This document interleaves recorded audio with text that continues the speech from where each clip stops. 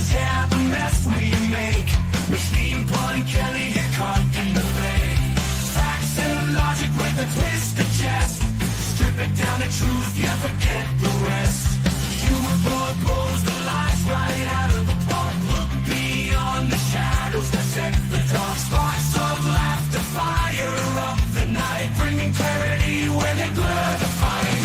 Cut through the chaos, yeah, the tangled lies. Machine Pun Kelly with a set of clear eyes. Truths and jokes gonna rock this show. Step into light where the real facts glow.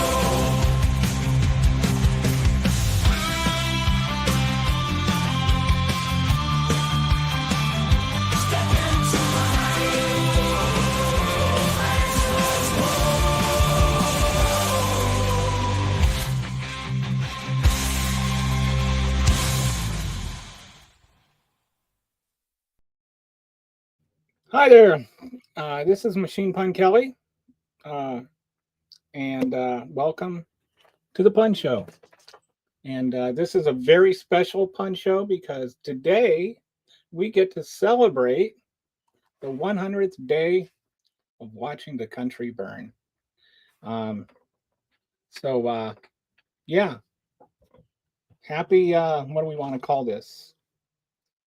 Immolation Day? Does that sound good? Happy Immolation Day?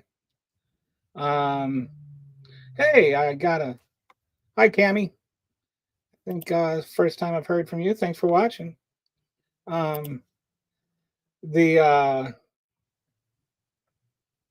So yeah, today's 100th day. Uh, so today's the 100th day, and it's just like getting weird. I mean, it's like always been weird, but it's now getting weirder and weirder. It's like they keep ramping up the rhetoric. The more unpopular their policies are, the more they ramp up the rhetoric. And like yesterday, they were even saying that Governor, what's his name, Pritzker,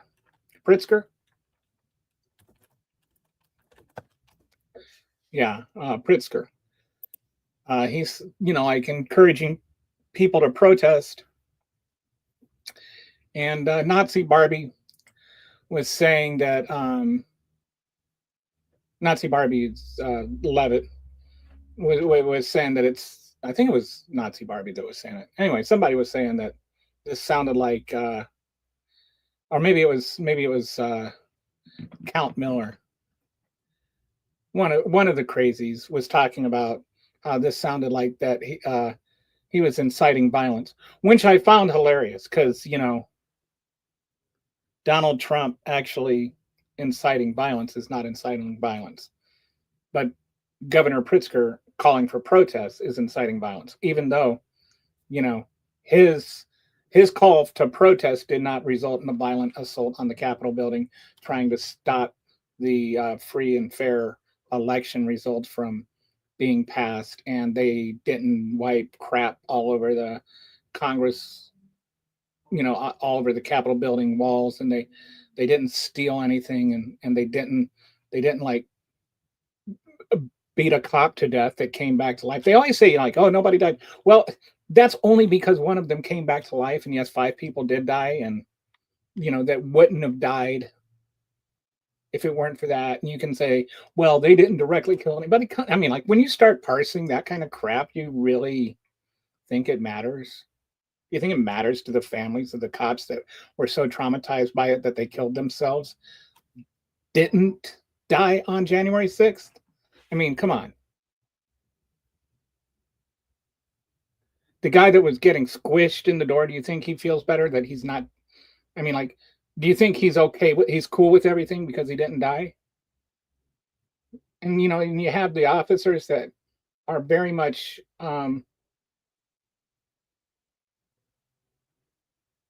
sharing their experiences, and like Dunn and the guy who had the heart attack and came back to life, like they're just like, they're the lunatics. But Pritzker is the one that's, calling for violence.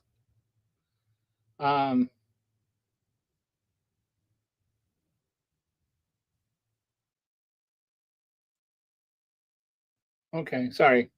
Somebody's leaving a lot of comments. Hey, Cammy, just DM me on Twitter. So anyway, so let's go ahead and look at some of the videos from today. I almost didn't even want to do a show today. If it weren't for the 100th day, I wouldn't have. I'm kind of, it's not a good short, long COVID day for me. Okay, so let's go over here. Okay, we're going to start with this controversy. Quickly, what's going on with the truck drivers? You're making them all learn English now? They have to. Well, yeah. So, by the way, the truck drivers, I get more feedback from truck drivers who are angry that there's other truck drivers who don't speak English. I don't believe he has ever talked to a single truck driver in his entire life, much less about this. So Barack Obama lowered the standard, so you got a slap on the wrist if you didn't speak English, where before they would immobilize your vehicle. Your semi would get parked if you couldn't speak English.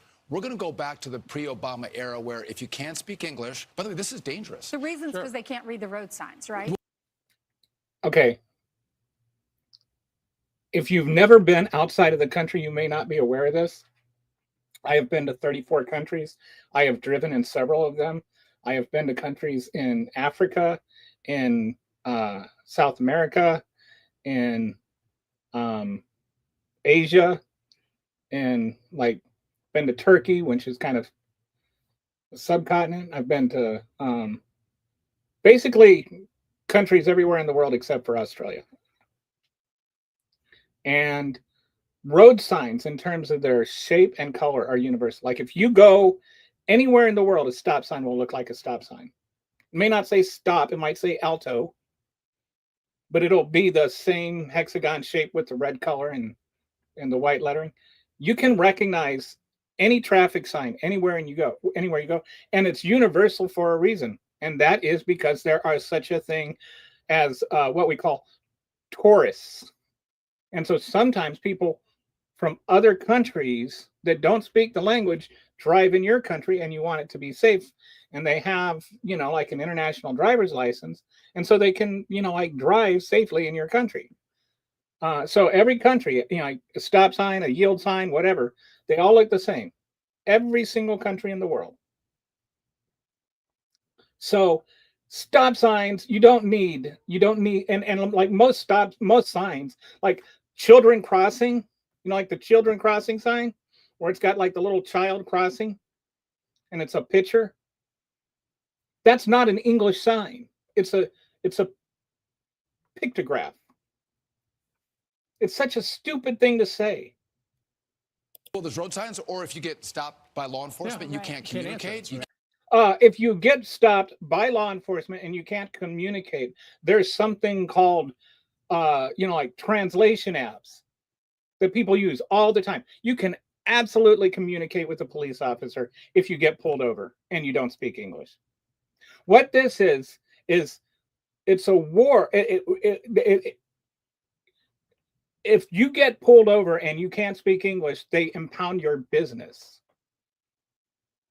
And there's like truck drivers, I think some of them own their own trucks, and some of them, their employer owns the truck. So what this does is effectively, either way, if you own your own truck, you're impounding their business.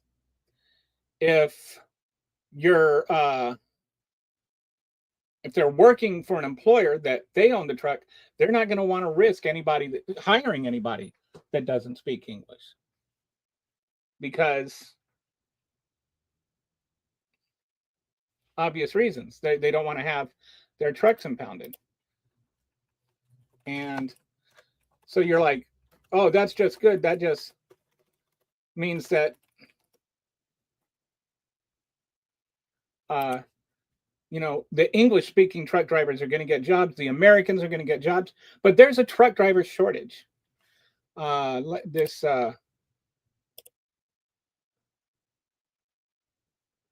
so I'll just share this with you.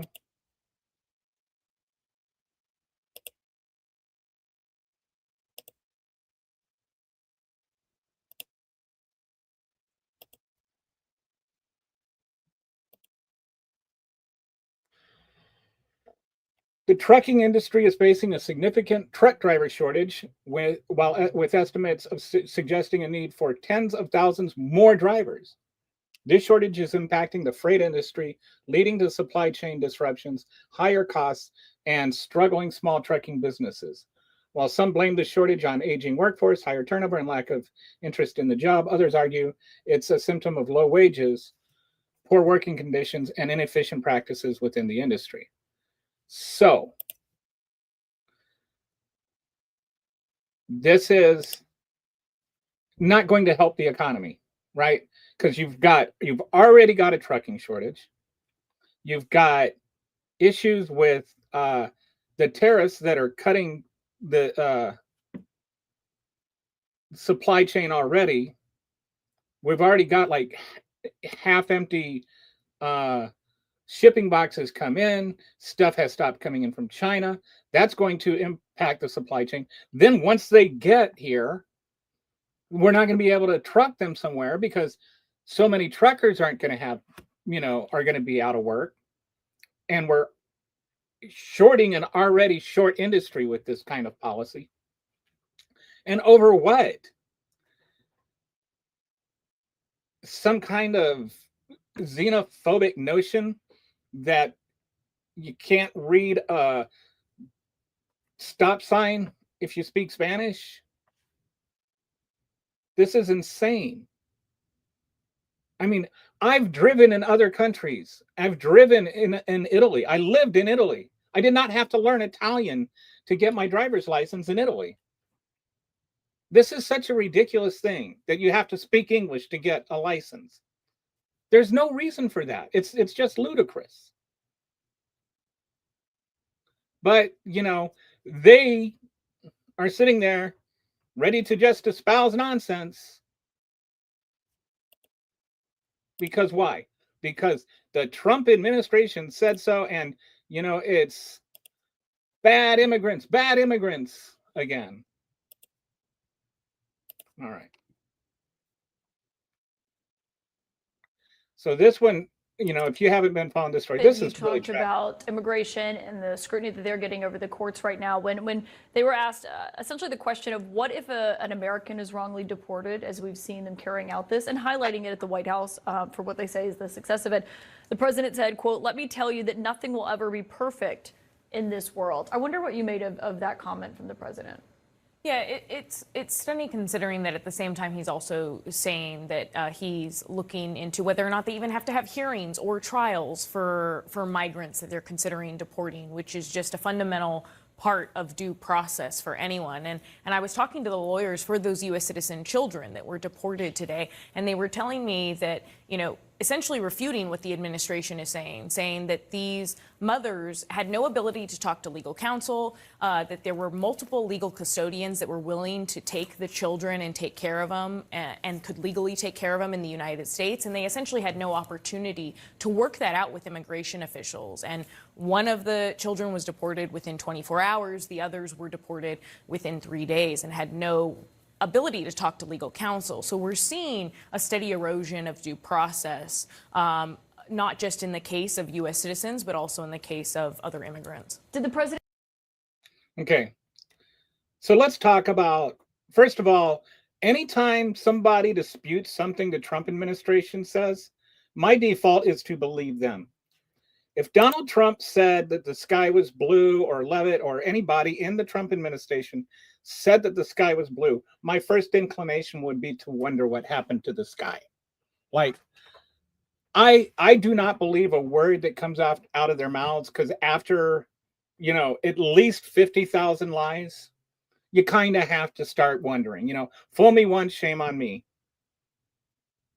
Or what is it? Fool me once, shame on you. Fool me twice, shame on me. unless you're George W. Bush. Fool me 50,000 times and I'm a complete fucking idiot. Sorry, shouldn't have said that word. I'm getting ad revenue now. I'm not supposed to say that word anymore. Anyway, fool me 50,000 times and I'm a complete fornicating idiot. That's just a fact. If you still believe what Trump says, you're a moron with like no thinking skills at all.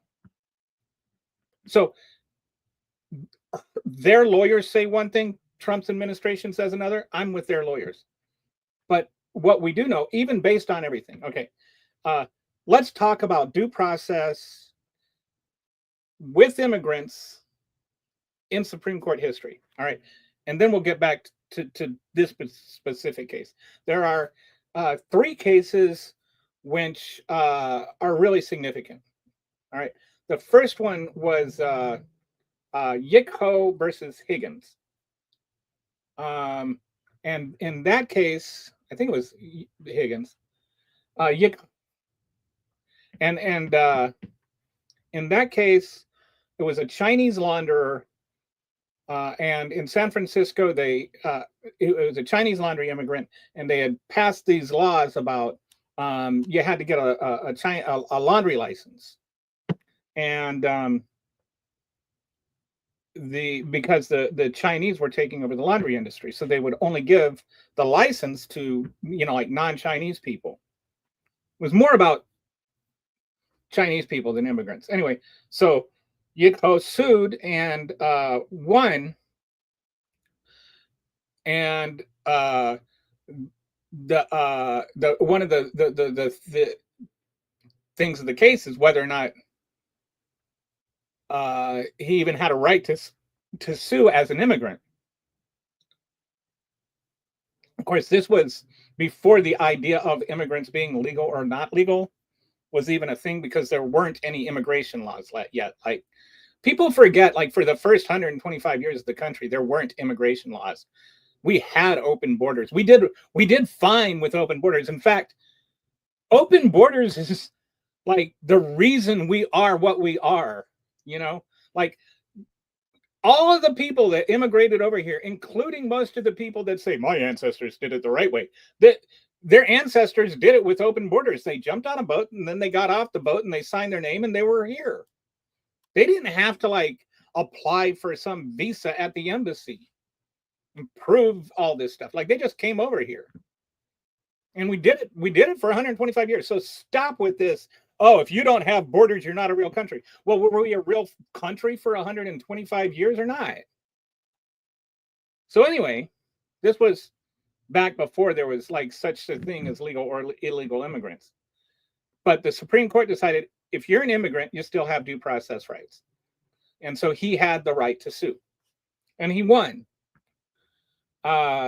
Because what the Supreme Court found is that this was being applied with a prejudice. And so, the whole laundry thing got struck down. The whole licensing thing got struck down.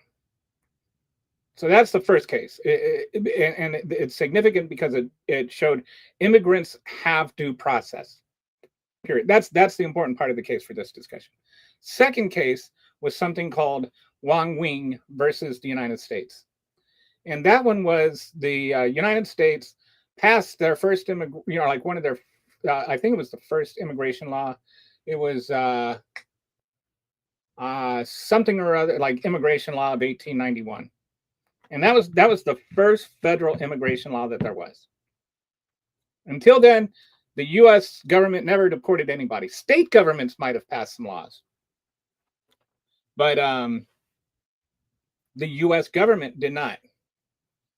And the U.S. government did not deport people. But basically, that just made it illegal to immigrate if you were a Chinese. It was like, that was it. It wasn't like some, wherever you come from kind of thing. It was just, it's just typical American racism. We like when they say we don't have a history of racism. If you don't think we have a history of racism, you have never read a history book of any kind, except for like one of those, like Christian history books that shows the manifest destiny just proves that, the United States was selected by God and all of this kind of nonsensical, stuff. No, the United States has an extremely racist history, and it's racist against black people for obvious reasons, but it's also racist against yellow people, and now it's stepping up its racism against brown people because they feel left out. But it just it said you're not allowed to immigrate here unless you're if you're Chinese, and he got deported, or they filed they were going to deport him, and then he sued because he was getting oh, I'm sorry, that's the next one. They were going to deport him. It said if you're here illegally, you get 2 months of hard prison, and then you get deported, or of hard labor in prison. And so he was going to go to this prison in Detroit, and he had to work 60 days hard labor in this prison, but he didn't get a trial or anything. And so he sued, saying that he didn't have a right to he had a right to due process. He had a right to court, right? And so then the Supreme Court in that case decided, even if you're an illegal immigrant, right? When they talk about, oh, well, they're here illegally, as though that means that they forego their due process rights. And this applies to everyone that's in that prison in El Salvador. If the U.S. government sent you to prison, you have a right to due process and a criminal trial, right? Not just an immigration court, but a criminal trial. You have a right to self-defense, and that's it.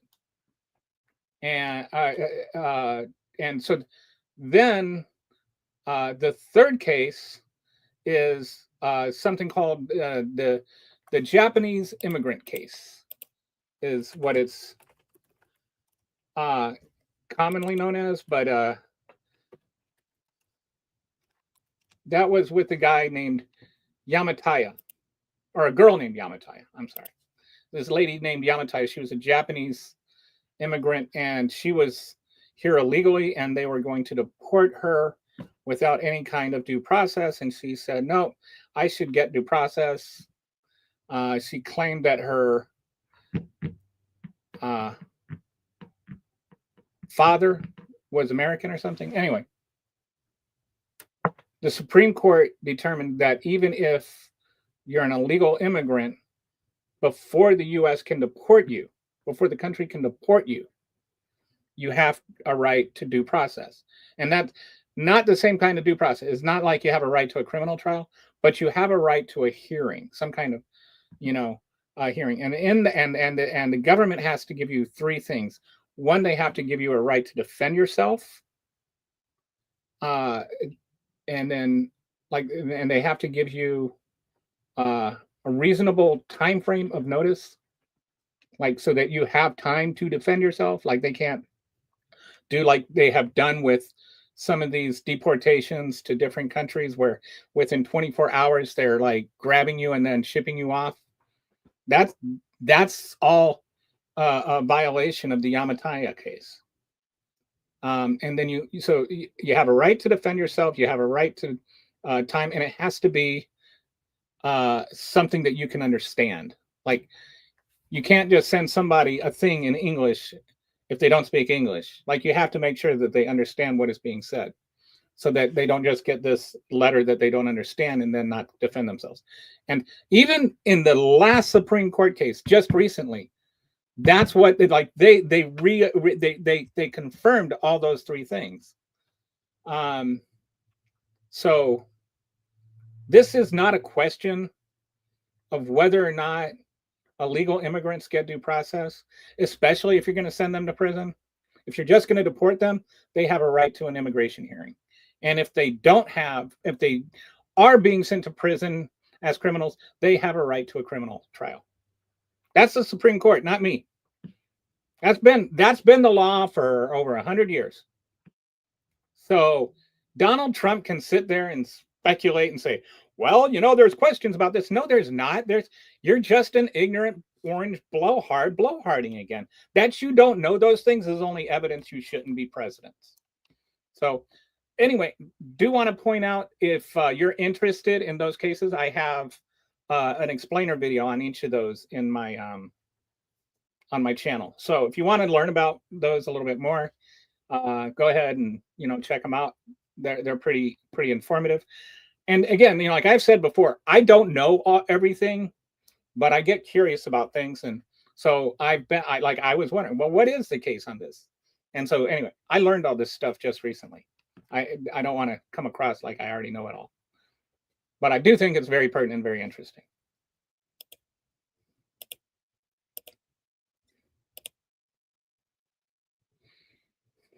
Oh, so, and I forgot to get back. So then, especially with these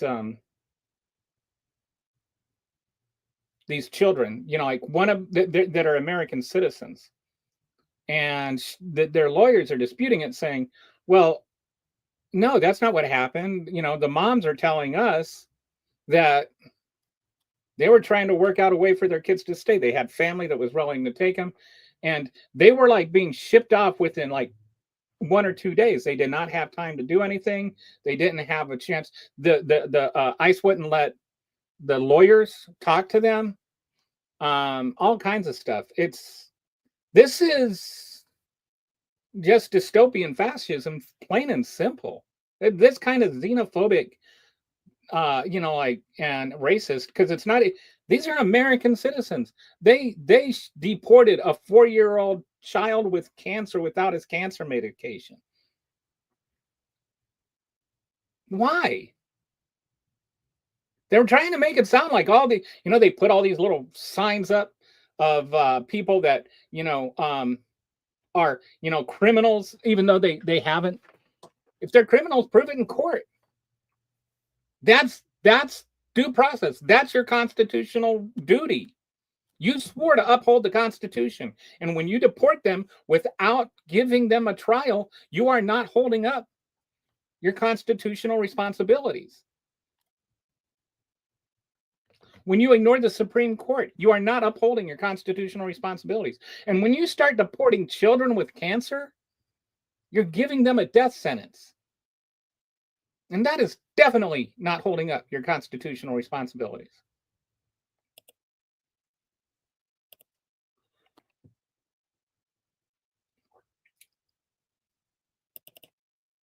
Administration anticipate supply chain shocks or supply shocks coming now that cargo shipments from China are significantly down? And if so, are there plans in the process of how to address that? I wouldn't think that we would have supply chain shocks, and I think retailers, they have managed their inventory in front of this.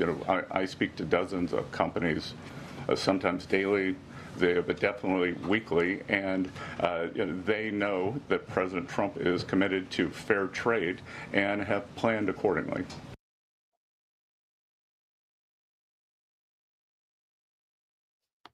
If the president is committed to fair trade, why did he turn down a 0% for 0% offer from a couple of countries, including, I think, the EU offer? Okay, we won't charge any tariffs at all if you don't charge any tariffs at all. How much more fair trade can you get than that? And he's like, nope. It's like, if we aren't charging a higher tariff than they are, then we're losing, according to him. And he does not understand how tariffs work, how trade deficits work. Because we have a trade deficit with a country does not mean that we are losing to them. Because let me explain something really basic. People are like, I went to Walmart and I bought this, I spent $50. So I have a trade deficit with Walmart. You don't actually have a trade deficit with Walmart. You have $50 worth of stuff and they have your $50. You exchanged cash for goods. Those goods then become yours. So you haven't lost $50. So we buy stuff from other countries and other countries buy stuff from us.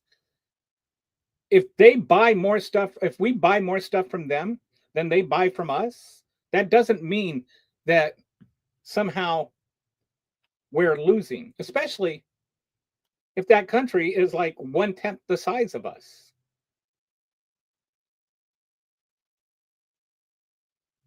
Like Swahili is not going to be able to buy as much stuff from us as we can buy from them. We're the wealthiest country in the world. They are not. So it's just kind of done. And then what are you buying? Like 50% of the stuff we buy is for manufacturing stuff. So let's say I'm making batteries, and so I buy the lithium from Liberia, or I don't know which countries mine lithium, but I buy that lithium, and then I turn that lithium into batteries. The batteries I then sell to various countries throughout the world, not just Liberia, back to Liberia, but to the various countries throughout the world. I am able to sell those batteries at a higher price than the battery than the lithium which I bought, because that's the whole point, right? So that's not a trade deficit. That's actually wealth transfer from them to us. So this notion that just because a country we're buying more stuff from another country than they are from us means that we are somehow losing, or that they're ripping us off, is a childish understanding of how economics work. And I really don't understand how somebody who claims to have gone to Wharton could not understand that. Because that's stuff you learn in macroeconomics 101. Like, you do not need to be an economic genius to figure these things out. And that's why every economist that is not kissing the ring will tell you so. Like, the only economists you see are the ones on Fox News that you can tell are just, and they're trying to justify it, and even they kind of aren't willing to lean all the way into it. But any genuine economist will tell you that's the case. Like, that he is misunderstanding not only how trade deficits work, but he also doesn't seem to understand how tariffs work. Tariffs, other countries don't pay tariffs. He keeps saying that as though it's true. We're going to make them pay. And, and then he was talking about, just yesterday, he was talking about, again, how, like, some income brackets won't even have to pay taxes anymore. Okay. The lower income tax bracket, I think the lowest too, pretty close to like 40% of the country, doesn't even pay federal income tax. They pay Social Security tax. They pay they pay other taxes, but they don't pay income tax after like the tax credit and everything. They don't, right? So how do you cut zero from zero? How do if you're already at zero, you can't get a cut on that, right? But the idea that they're not paying taxes is also ludicrous if tariffs go up. Because if tariffs goes up, and I think it's now 4 out of 5 items in the United States that you buy, based on his little trade war, there's a tariff attached to it somewhere. And it could be that it's a direct tariff from an import to an export, but it could also be that in the manufacturing process, something in that good was tariffed. And so there is a price attached to that. And that makes the cost of the product go up. So for most Americans, unless like, depending on how much of your income you actually spend on goods, and even soon, like with Canada, what our biggest import from Canada is? I bet if our biggest import from Canada is oil. And so when he puts this massive tax on this massive tariff on Canada, that's also going to make your energy prices go up. That's going to make your gas prices go up. Even if you don't live in, like one of the countries where they ship where Canadian oil is used, because everybody else is going to raise their prices.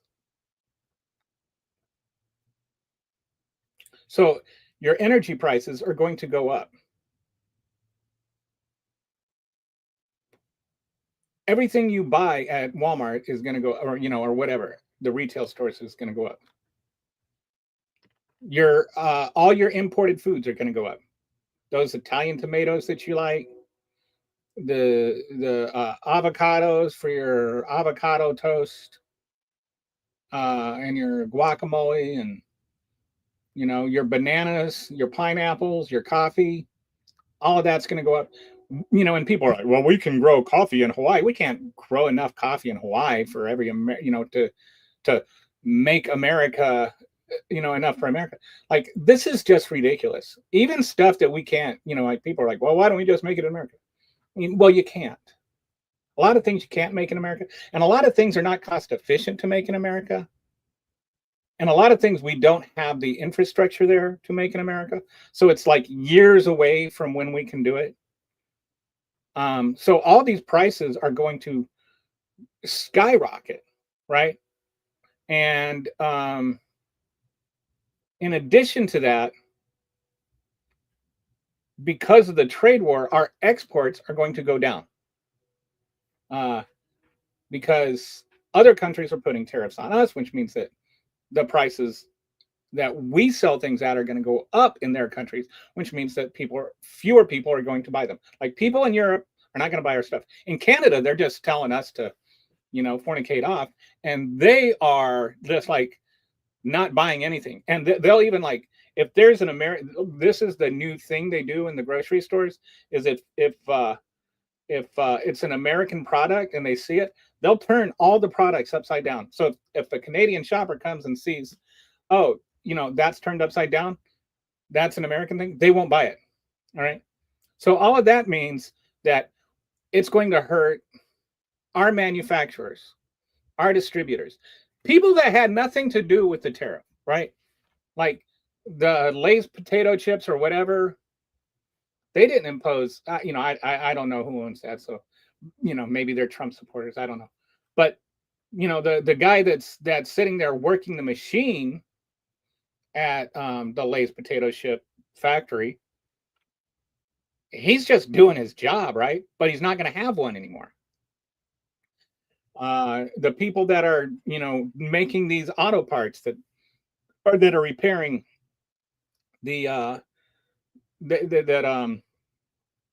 sorry. Like, I was reading this thing by a guy that works at Toyota. He works for Toyota, and they do these, like, he works in this, like, when there's a recall, and they, like, you have to get this part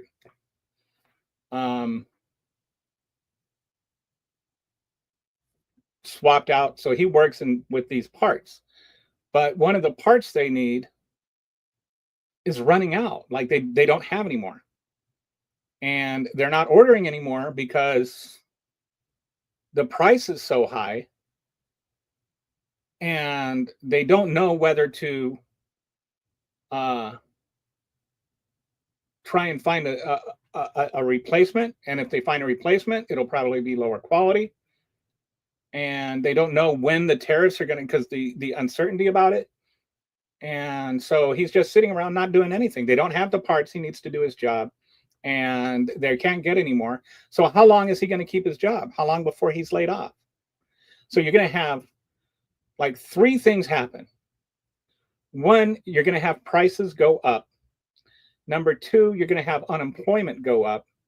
And number three, you're going to have our revenue go down, like both with the businesses and with the government. Because if our revenue goes down, like if all the businesses are making less money and our GDP goes down, then that means that we're paying less taxes. So our GDP, like when our GDP goes down, our revenue goes down. That's just a historical fact, which means that the deficit is going to go up.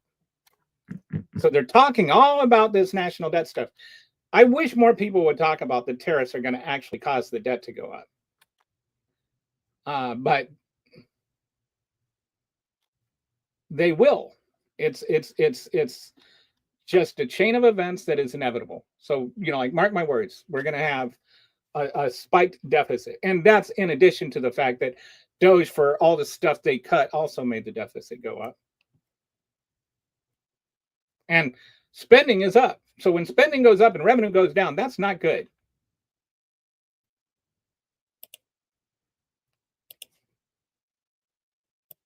So, I mean, he can talk about all he wants about how, he's talking to all these industries and they've got stuff stocked up.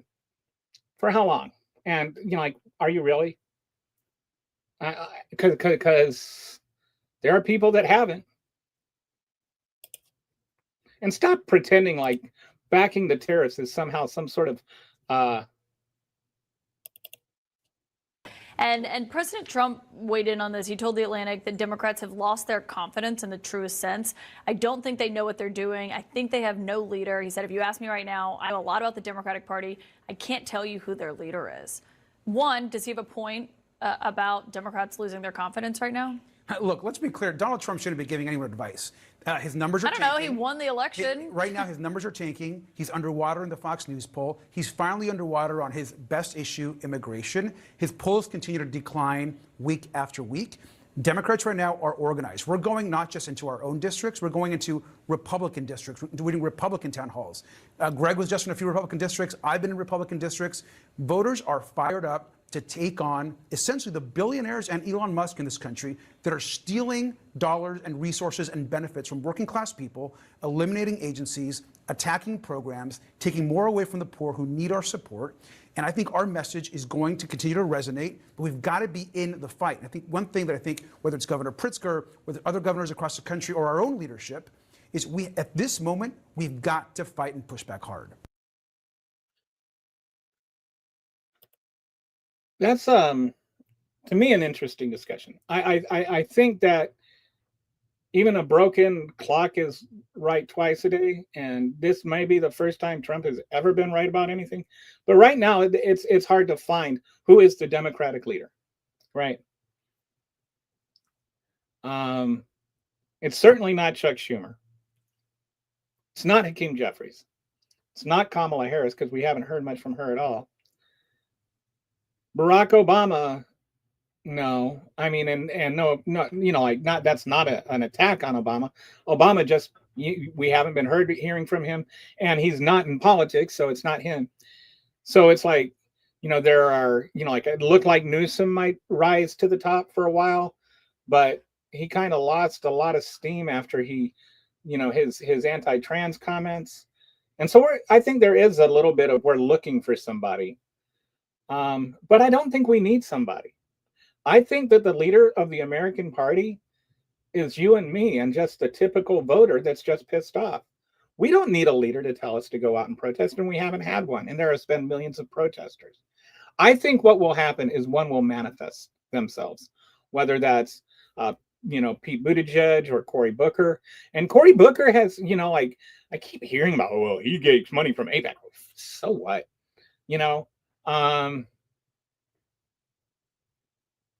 Cory Booker has been inspiring and stepping up. I think Governor Whitmer, Governor Pritzker, even what's his name from Kentucky? I can't think of his name right now. Like, there have been different governors, Democratic governors that, and of course Tim Walz has been saying a lot of good things. So I think there will be one that ascends, but I kind of like right now that we don't have like this obvious person that everybody yields to, because I think what we need is like the people to decide and not the media to decide who the leader is, right? Like, the people are the ones that are rising up.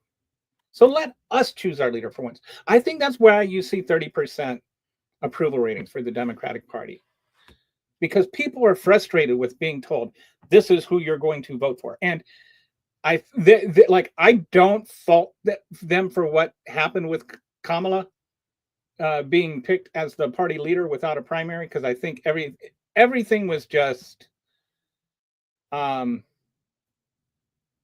it was just a really, really bad circumstances for the Democrat.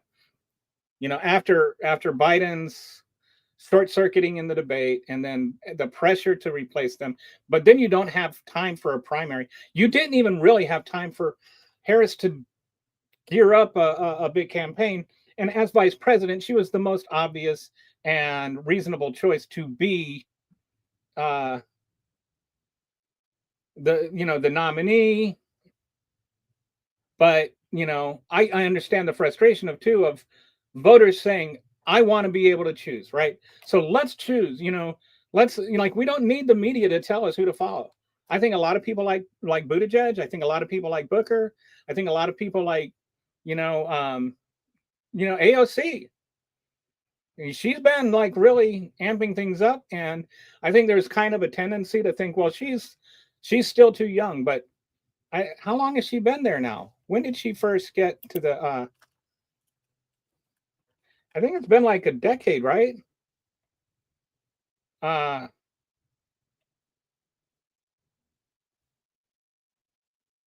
She was, 2019. So she's been there she's been there 6 years now. So by the time 2025 rolls around, she'll have 10 years of experience in the House. That's not like she just got here. And, it would be nice.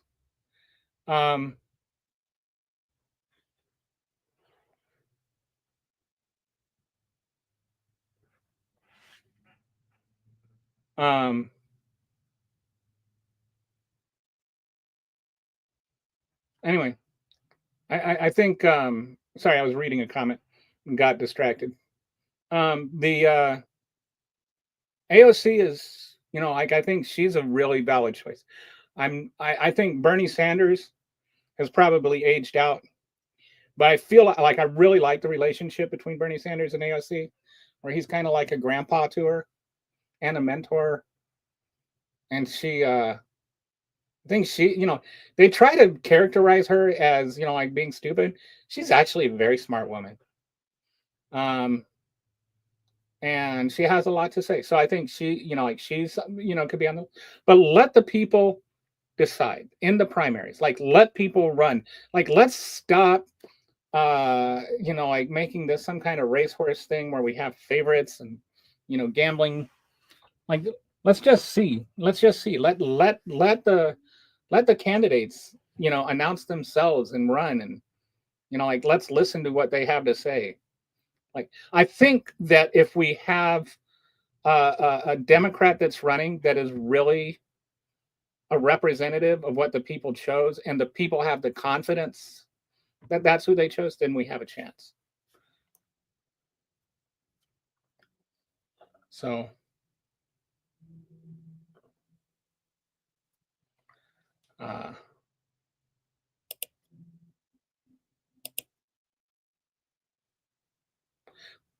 but that said, Trump is hardly, he's right that Trump is like this. Well, Trump won, like when there was criticism of Biden, did you hear people like her saying, well, Biden won?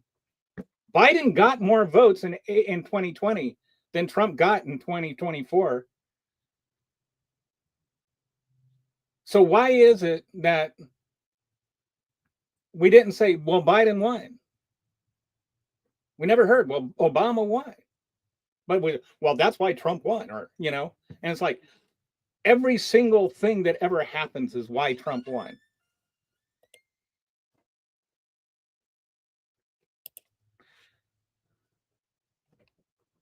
Okay.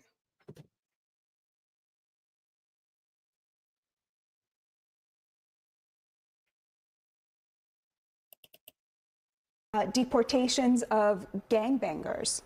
10% global. Alleged. What do you mean? There are many that are not alleged. No, well, when 60 Minutes did their report, it found that 75% of the people that have been sent to El Salvador. You don't dispute that there were gangbangers deported. I dispute that the 238 Venezuelans that were sent to SECOT in El Salvador all have ties to gangs. We can debate they that. May all Let's have put that tattoos. aside. Let's put that aside. Is any of that making stuff more affordable? I'm getting there. How is that helping? I'm getting there. CBS is really credible. We only got an hour. Really credible. They don't edit any interviews. Oh, okay. They're just All great. right, Everybody Kevin. edits interviews, Kevin. wait, Even all right. They are the Shark rock Tank solid. edits Hold too. on. Rock Everybody solid. edits. That's a complete non sequitur, okay? It's unrelated to the conversation. First of all, Trump had his interviews edited by Fox. That issue with CBS is being litigated, but it's not likely to be successful. glad it's being litigated. Because editing interviews is allowed in the United States of America, and it wasn't edited deceptively. But anyway, we're moving on because that is not part of the conversation. If I could Continue just what get- you were. Okay, let's go back and I think I forgot. 10% global. Alleged. What do you Okay, so there's two things here. First is the whole deportations thing with the gangbangers. Like, do you have to use the word gangbangers? Really? Gangbangers? Let's see if we can make it sound more racist, huh? Gangbangers. Like, gangbangers. How come you never call mafia people gangbangers? It's a racist term, right? And they're Spanish and they have tattoos, and so therefore they're gangbangers. You know how many of the gangbangers were convicted of being in a gang? None. Did you know it's not even a crime to be a member of a gang? And even if it is, even if they committed crimes in the United States, that, as I was mentioning earlier, they still have a right to due process. And there's reports like, that say 75%, were never even convicted of a crime. That doesn't mean they always say at least 75. The other 25%, we can't assume they're convicted of a crime. Or that they hadn't already paid the penalty for that crime. None of them, as far as I know, I have not seen any evidence that one of them received any kind of due process before they were sent off. You don't get to send off people to die in a foreign gulag and say they're gangbangers without a trial. You just don't. And then you can't justify it afterwards by saying, well, but they were gangbangers. No, they weren't. Literally, they were not. We have in America a policy that you are innocent until proven guilty. Or, well, you have a right to a presumption of innocence until proven guilty by a jury of your peers, right? So, how many of them have been convicted by a jury of their peers? 0. How many of them are guilty? 0. 0. All 300 of them should be brought back. And I hope they sue the hell out of the government. The illegal immigration is not a crime according to U.S. law. It is a civil offense. Crime is considered a criminal offense. There are two different kind of statutes. So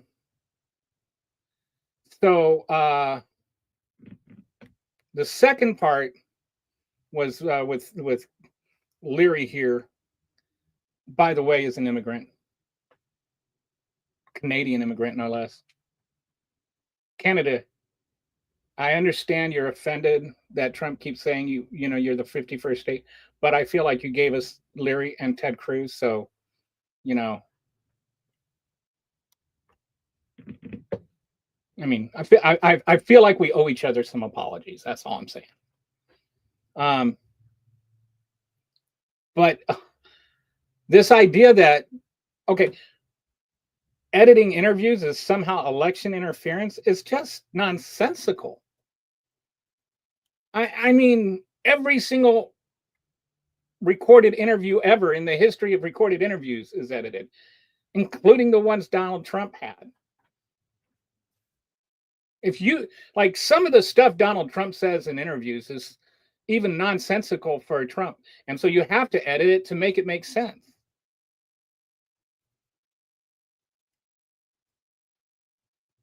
So yeah, this lawsuit against, 60 Minutes, there's no way ever that they're going to win. But what they can do is Trump is threatening to use his power as president to block a merger with Paramount Plus or with Paramount. And so Paramount is succumbing to that threat. He's bullying them with the power of the presidency, which is like abusive and corrupt. He's literally making money off of his office because he's getting paid money from Paramount. He is getting money by threatening people. He's extorting them. And that's a crime. And it's not even like an official it is not an official act to use your office to extort people. It's an abuse of power. He should be prosecuted for what he is doing. And hopefully next time, whoever, if the Democrats win in 2028, hopefully they prosecute him immediately and they don't sit around waiting. But what he's doing is illegal. What 60 Minutes did is normal.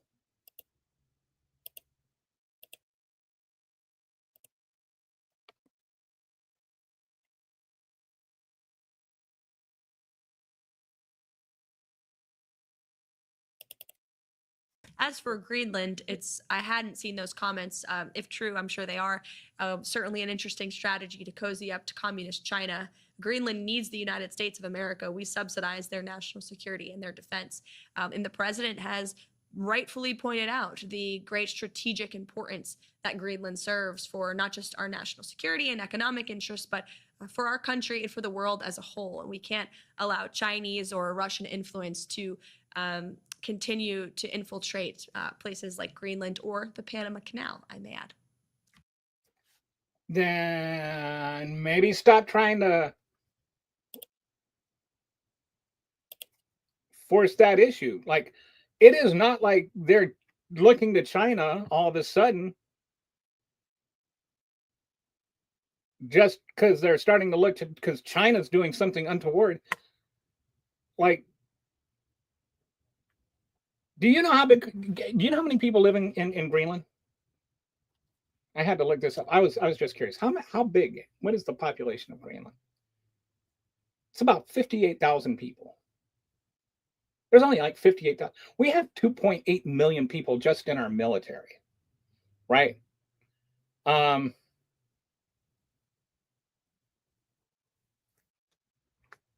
So why are we threatening Greenland? And Greenland belongs to Denmark. Right, it is not an independent country. If you ask Greenlanders, most of them don't like. The percentage of Greenlanders that want to come, join the United States is like 2%, and then there's like a small percentage, not as small, like 20%. I forget the numbers. But if you ask Greenlanders what they want, the vast majority of them just want to be independent, which is like, why? That's pretty normal, right? Like, most countries want to be their own country. Same thing with Puerto Rico, by the way. Puerto Rico would rather be its own country. But anyway, you got Bonehead that wants to trade Puerto Rico for Greenland, as though they're like, World of Warcraft trading cards or something, or whatever that game is where they do the trading cards. To negotiate, that's very helpful on this. I think this is going to be one of those things history is going to write, not actually the newspaper today is going to write. But a lot of agricultural farmers in your state, in Oklahoma, are suffering right now as a result of what President Trump is doing. No, the ag folks are not suffering in my state right now because of that. They're suffering because of the high inflation that they've. It's not a day ending in Y until you've blamed Biden. experienced the last several years on it. Every single product has gone up significantly, whether it be the diesel in their tractors, the tractor itself, all the equipment, all the inputs. Fertilizer has gone just skyrocketed in the last 4 years. They're actually hopeful. When I talked to the ag folks in the last 2 weeks as I was traveling around the state, around that Easter gap that we had, the ag folks are very hopeful to say we want to open up new markets that we've not been able to get access to. But Oklahoma's agricultural exports to various countries have really gone down, haven't they? They've not had new markets, and that's been their challenge under the Biden administration. But They forget would not about the new markets. What about the existing markets, like China, for example? Sure. Yeah, that's one of the issues that President Trump had actually in his first administration, making a deal with China to be able to say you got to buy more soybeans, you got to do this. China didn't fulfill that, but there's a lot of other areas. Australia doesn't take our beef, for instance. We have issues with Argentina. We have the UK doesn't want to take our chicken. They say it has chlorinated chicken on it. They don't want to be able to take that, even if it's unchlorinated chicken for cleansing on it. So all these different trade barriers that we have around the world, the ag folks are very specific. Open those up. We want to be able to trade more around the world. The goal of this should be have a tariff fight where we bring everyone to the table, have negotiations, open up more markets, then have low tariffs. I do not want to see high tariffs at the end of this. I want to see low tariffs and trade barriers go down. The American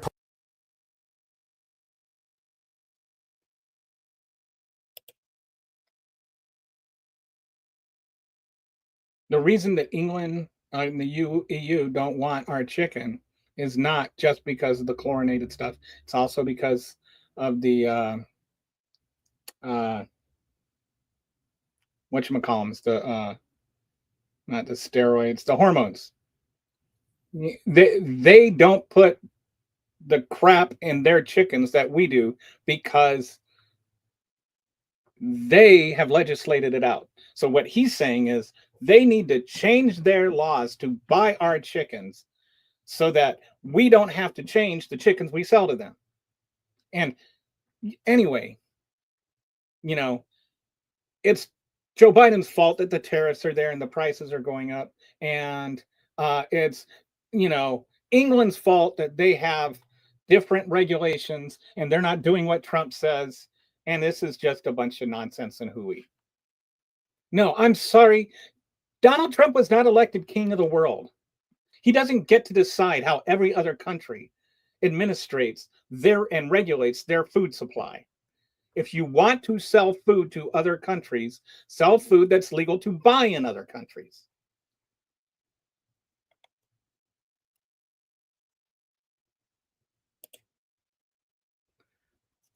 Oh, I wanted to.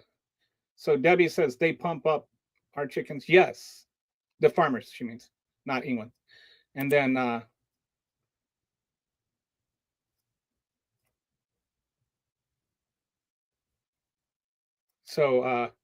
did it go? Neverfall had a thing here about, I thought was interesting. I did not know this. Here we go. Greenland has the most fresh water on Earth in a climate emergency. And we're about to lose any we're about to lose that, because what we are doing is, if he thinks that's, you know, if Trump thinks that they're so essential to national security, why is he burning bridges with them?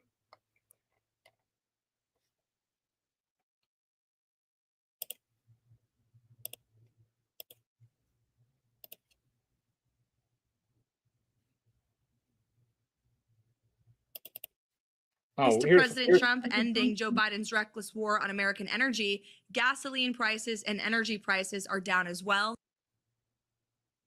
So that's all. That was a very short clip. But here they are repeating the lie that energy is down, was like Biden had some kind of war on energy. We had more record energy production under Biden. That's just a fact. Sorry. If you don't like it, too bad. But sometimes facts are just, you know, cumbersome things that get in the way of lying rhetoric. And we had record energy production under Biden, full stop. Anything that Donald Trump has done since he's in the last 100 days, there is no action, no legislation on earth, no executive order you can sign that's going to affect energy supplies in 100 days. It's just not. You don't like sign a piece of paper and then all of a sudden you have more gas. Like you still have to, you know, like drill, find the oil, drill for the oil, get the oil up, refine the oil before it comes gas. So like stop pretending like he's made gas prices go down or something. It's nonsense. And oh, by the way, gas is like 3 or 4 cents higher than when he took office. It's not a lot higher, but it's basically unchanged. Okay, and then the last clip for today. It was reported this morning that Amazon will soon display a little number next to the price of each product that shows how much the Trump tariffs are adding to the cost of each product.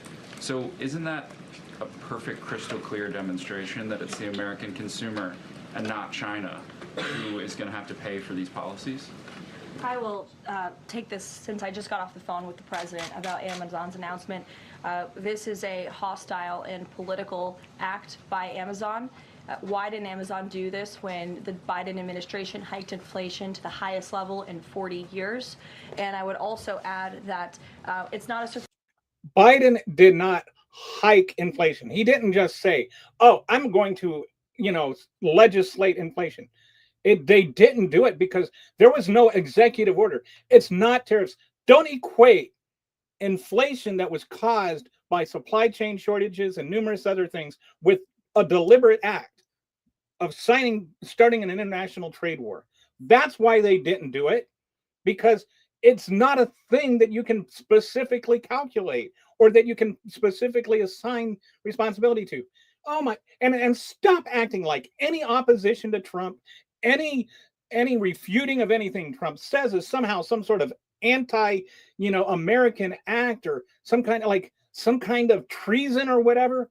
Come on. Hostile act, political act. You know what's a political act? Telling the Washington Post that they can't endorse somebody as president. You're talking about Jeff Bezos here. Because as Reuters recently wrote, Amazon has partnered with a Chinese propaganda arm. So this is another reason. Whatever that means. Why Americans should buy American. It's another reason why we are on. How do you buy American? Like, what does that even mean? What does it mean to buy American anymore?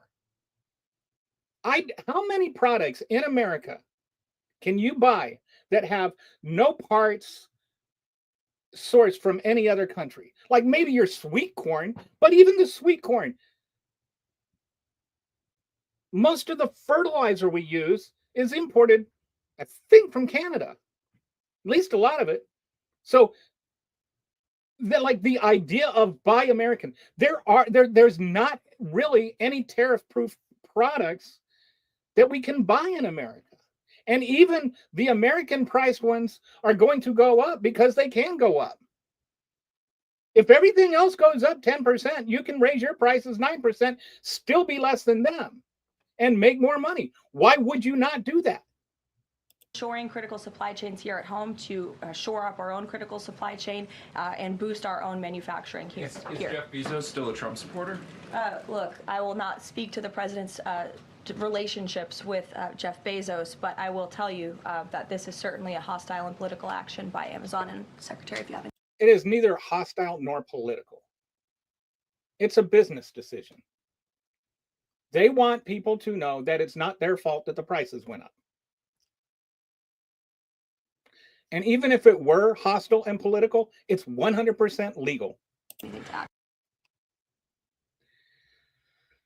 So anyway, that's where we are after 100 days. And how do you feel? You know, we need to keep taking to the streets. We need to keep pushing back. I think a lot of this kind of reaction that you're seeing from the Trump administration, the pushing back, you know, saying, oh, that all the protesters are paid by George Soros and all of, you know, and that, you know, Anyway, you're starting. You know how the polls are fake. Trump keeps going on these 3 a.m. rants about the polls being faked, and how any kind of pushback against them is like anti-American or whatever. All of that kind of reaction means they're hearing. The Trump administration is hearing what's happening. They're hearing what we're saying. They don't like it, but the fact they're arguing back means they're hearing it. So, let's keep fighting. Let's keep marching. And, even if it's, what you're saying on social media, all of it matters. All of it comes together. There is definitely a voice being heard. And we don't have to wait for the leadership in Congress or the leadership in the Senate to say things.